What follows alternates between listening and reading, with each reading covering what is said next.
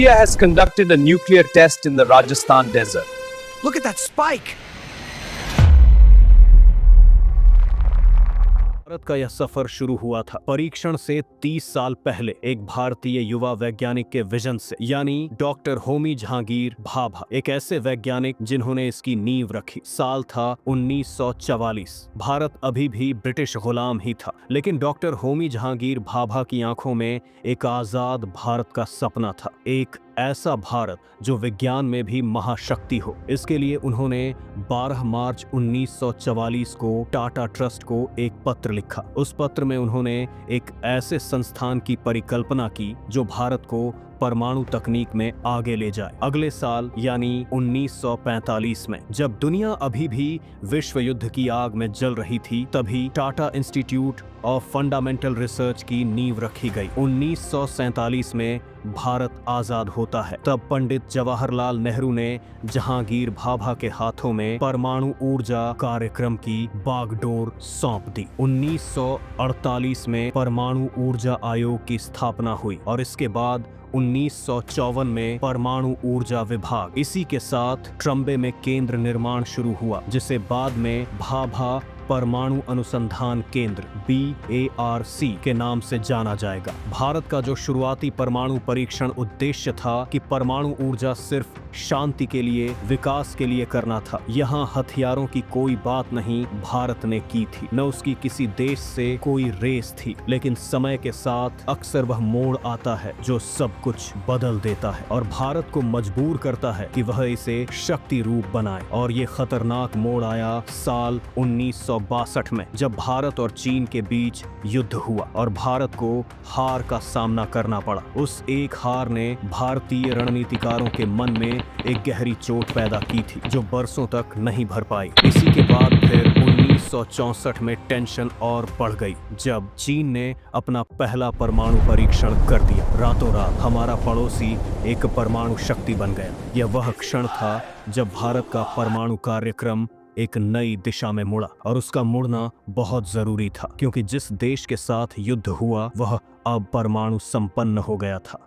साल मई 1964 में प्रधानमंत्री लाल बहादुर शास्त्री का अचानक निधन हो गया और जनवरी 1966 में एयर इंडिया की उड़ान 101 मोंट ब्लैंक पर्वत से टकराई। उस विमान में थे डॉक्टर होमी भाभा। भारत ने एक महान वैज्ञानिक को खो दिया, लेकिन उनके पग चिन्ह और उनकी मेहनत से यह कार्य आगे रुकता नहीं है। सत्ता आई इंदिरा गांधी के हाथों में, एक ऐसी नेता जो शक्ति की भाषा जानती थी। वो परमाणु हथियारों की समर्थक थी और वैज्ञानिक राजा रमन्ना BARC के प्रमुख उनके सपने को हकीकत बनाने के लिए तैयार थे। ये वही राजा रमन्ना थे जिन्होंने सद्दाम हुसैन के न्योते को ठुकराकर अपने देश की सेवा करने का निर्णय लिया था। दरअसल इराक के सद्दाम हुसैन चाहते थे कि राजा रमन्ना, जो न्यूक्लियर साइंटिस्ट थे, वो उनके देश आकर तकनीक पर कार्य करें। इसके लिए सद्दाम ने कई ऑप्शन रखे, लेकिन राजा रमन्ना ने उन्हें ठुकरा दिया और भारत के लिए अपने कार्य को जारी रखा। उन्होंने इंदिरा गांधी के नेतृत्व में परमाणु कार्यक्रम पर काम किया। सन 1971 भारत पाकिस्तान युद्ध। जब 1971 में भारत और पाकिस्तान के बीच भीषण युद्ध चल रहा था, तभी युद्ध में पाकिस्तान की तरफ से अमेरिका ने बंगाल की खाड़ी में अपना 7वां बेड़ा भेजा, लेकिन भारत ने रूस से संधि कर रखी थी, जिसके लिए रूस ने भारत का साथ दिया और जवाब में सोवियत संघ यानी आज के रूस ने भारत के पक्ष में अपना नौसेना बेड़ा भेज दिया। दोनों तरफ से कूटनीतिक दबाव बन गया था, लेकिन परमाणु शक्ति संपन्न अमेरिका देश का वह दबाव भारत को याद रह गया। अब बहुत आवश्यक हो गया था कि भारत परमाणु शक्ति संपन्न बने। सितंबर 1972 में प्रधानमंत्री इंदिरा गांधी ने BARC केंद्र का दौरा किया और चुपचाप बिना किसी शोर के उन्होंने भारत के पहले भूमिगत परमाणु परीक्षण को हरी झंडी दे दी। केंद्रीय नेतृत्व में होमी सेठना को चेयरमैन बनाया गया, राजा रमन्ना को डिवाइस डिजाइन और PK अयंगर को टेक्निकल कार्य के लिए नियुक्त किया गया। ये पूरी टीम परमाणु डिजाइन तैयार करती है और यह कार्य उसी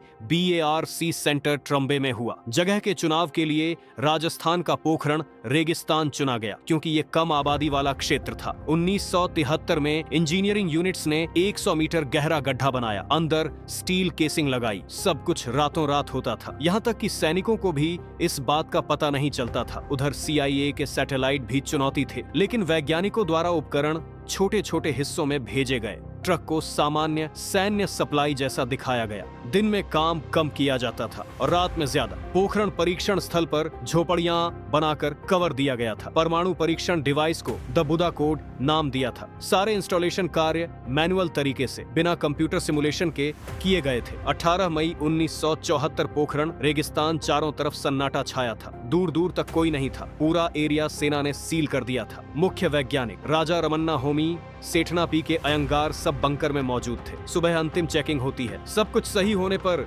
सुबह ठीक 8:05 पर परीक्षण बटन दबाया।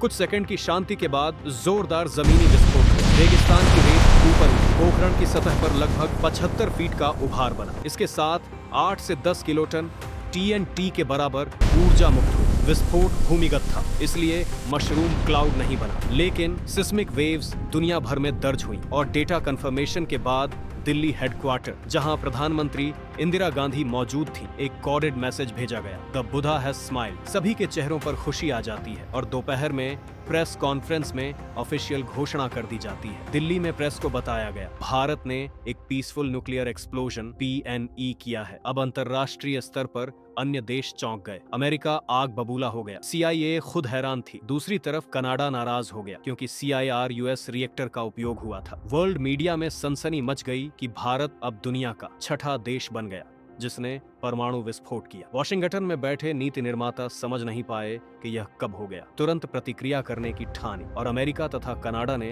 भारत को सभी परमाणु सहायता रोक दी। 1975 में परमाणु आपूर्तिकर्ता समूह NSG का गठन हुआ, सिर्फ इसलिए ताकि भारत जैसे देश फिर ऐसे परीक्षण न कर सके। भारत के लिए एक लंबा अंधकारमय युग शुरू हुआ, तकनीकी बहिष्कार का युग। सभी देशों ने भारत को सहायता देनी बंद कर दी। कनाडा भी सहयोग के लिए अब पीछे हट गया। भारत के सामने अब खुद से तकनीकों और रिसोर्स पर काम करने की चुनौती थी, लेकिन हमारे वैज्ञानिकों ने इसको भी बखूबी पार किया। वैज्ञानिक PK अयंगर, अनिल काकोडकर और MR श्रीनिवासन ने रिएक्टर और फ्यूल पर काम किया। बालदेव राज ने फास्ट ब्रीडर और थोरियम पर काम किया और इनकी मेहनत के बाद भारत ने अपना फ्यूल साइकिल विकसित किया। अब भारी पानी, हैवी वाटर खुद से बनाना शुरू किया। रिएक्टर डिजाइन खुद विकसित किया। डॉक्टर होमी भाभा की मूल योजना यानी 3 स्टेज परमाणु कार्यक्रम मजबूत किया गया। प्राकृतिक uranium reactor, fast breeder reactor और थोरियम आधारित प्रणाली। 1990 का दशक, शीत युद्ध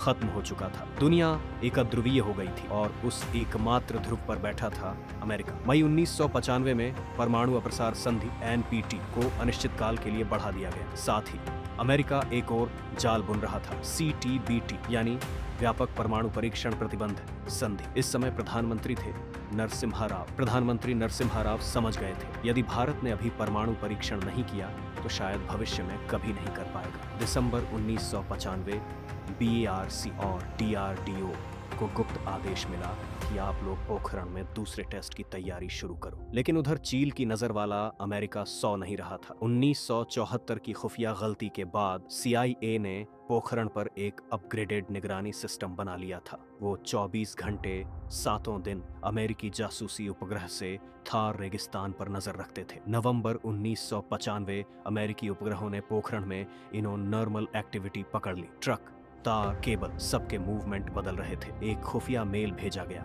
the mystery of the cables continues. इसके बाद एक बार फिर वॉशिंगटन में हड़कंप मच गया। 10 दिसंबर 1995 अमेरिकी विदेश विभाग ने भारतीय दूतावास को आधिकारिक चेतावनी भेजी। राजदूत फ्रैंक विस्नर ने प्रधानमंत्री के प्रमुख सचिव से मुलाकात की। उन्होंने टेबल पर पोखरण की हाई रेजोल्यूशन सैटेलाइट इमेज रख दी। यदि भारत ने परीक्षण किया, परिणाम बहुत गंभीर होंगे। और फिर राष्ट्रपति बिल क्लिंटन ने खुद फोन उठाया और प्रधानमंत्री नरसिम्हा राव से सीधे कहा, परीक्षण रोकिए।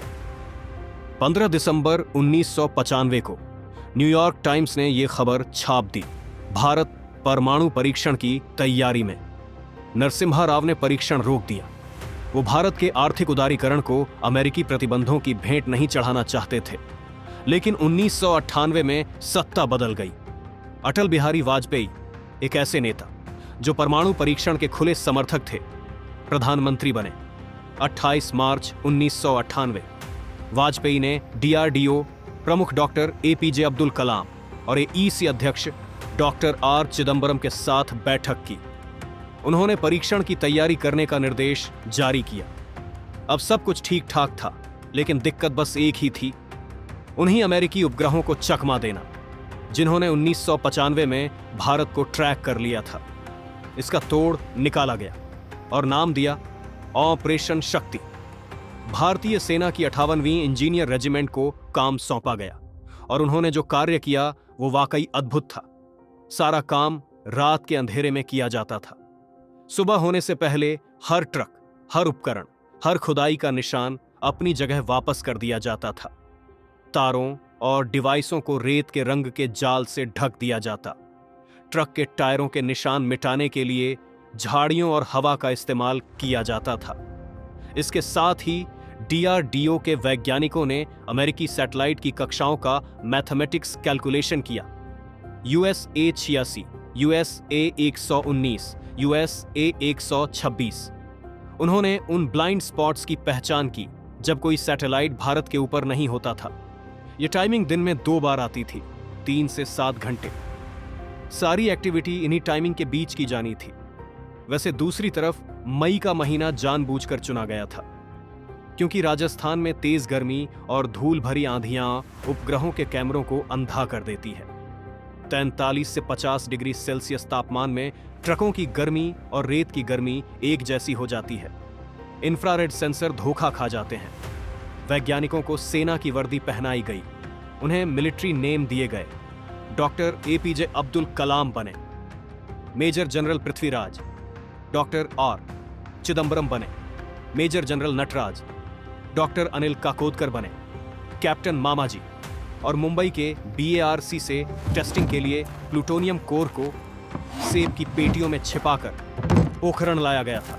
और इतनी सीक्रेट मैनेजमेंट के बाद टेस्टिंग का समय आता है। 11 मई 1998 साइट पर मौजूद थे AP अब्दुल कलाम, R नांदेन, चिदंबरम और तमाम वैज्ञानिक तथा सैनिक यूनिट। 11 मई 1998 दोपहर लगभग 3:45 बजे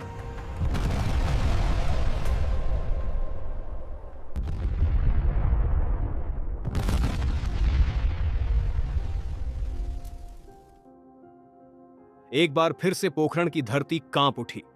इस दौरान 3 टेस्ट ब्लास्ट किए गए। दिल्ली से प्रधानमंत्री अटल बिहारी वाजपेयी ने टेलीविजन पर घोषणा की, India conducted 3 underground nuclear tests in the Pokhran range. These tests conducted today were with a fission device. जब इस केस की जानकारी अमेरिका और CIA को हुई, उनके तो होश उड़ गए। CIA को तब पता चला जब सिस्मोग्राफ रिकॉर्ड हुआ। उस समय के अमेरिकी राष्ट्रपति क्लिंटन ने तुरंत ग्लेन अमेंडमेंट लागू कर दिया और भारत पर अमेरिकी प्रतिबंधों की बाढ़ आ गई। फिर से सैन्य सहायता बंद, आर्थिक सहायता बंद, उच्च तकनीक का निर्यात बंद। भारत के प्रमुख परमाणु संस्थान BARC, IGCAR अमेरिकी एंटिटी लिस्ट में डाल दिए गए।